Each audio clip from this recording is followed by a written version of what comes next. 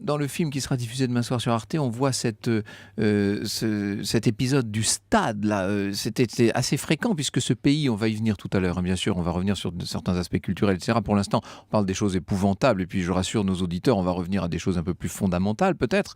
Mais le football joue un rôle absolument structurant dans cette société rwandaise et on réunissait les gens dans les stades et on tire dessus comme ça à bout portant. Les gens tombent les uns sur les autres. Enfin, c'est une horreur. Il y en a qui meurent étouffés par le poids des autres cadavres. Enfin, et les familles sont là, voient leur. On assiste, chacun assiste au meurtre de ses proches.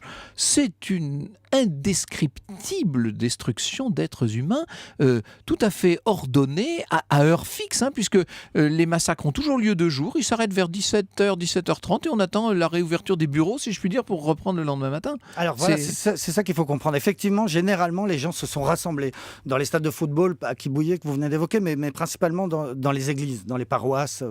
L'église au sens large, hein, parce que souvent vous avez les bonnes sœurs, les prêtres, la paroisse, l'orphelinat, tout ça fait des grands lieux religieux catholiques comme ça, où les gens se sont réfugiés en masse, et puis les milices décidaient d'en terminer avec telle paroisse. Et donc, généralement, on rameutait toute la population locale, mais vraiment toute, pour qu'il y ait une masse énorme pour encercler, pour être sûr que personne ne puisse s'en sortir.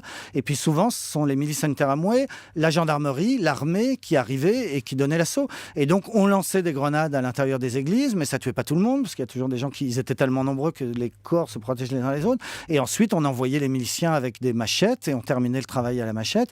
Et puis, ceux qui avaient le plus de force et de courage pour essayer de s'en sortir partaient en courant, mais ils étaient toujours rattrapés, puisque encore une fois, tout le monde participait, tout le monde était... On donnait le signal, on disait aujourd'hui on va attaquer telle paroisse ou tel stade, et des milliers et des milliers de personnes venaient machette à la main pour être sûr que personne n'en échappe. C'était absolument incroyable. Avec des chiffres, donc vous parliez du stade de Kibouye, il y avait 36 000 personnes dans ce stade, c'est l'équivalent du Parc des Princes, quoi, hein. On a tué en 48 heures l'équivalent du Parc des Princes à la machette, par balle, et en terminant un par un, quoi.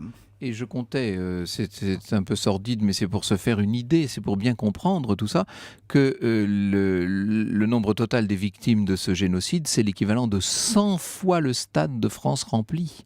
C'est complètement fou. Une autre image m'était venue à l'époque à l'esprit, c'est la rive gauche de Paris. Donc imaginez que vous vous promenez, pour ceux qui connaissent Paris, d'Austerlitz jusqu'à la porte de Versailles, et ben tous les gens que vous allez croiser dans cette longue marche, ils sont morts. C'est-à-dire les enfants dans les écoles, les vieux, dans les gens qui sont au cinéma, les gens qui sont dans le métro, les gens qui sont chez eux, les gens qui sont au bureau. Vous prenez toute la rive gauche de Paris et vous imaginez que vous tuez toute la rive gauche de Paris en 100 jours et à la machette. Alors,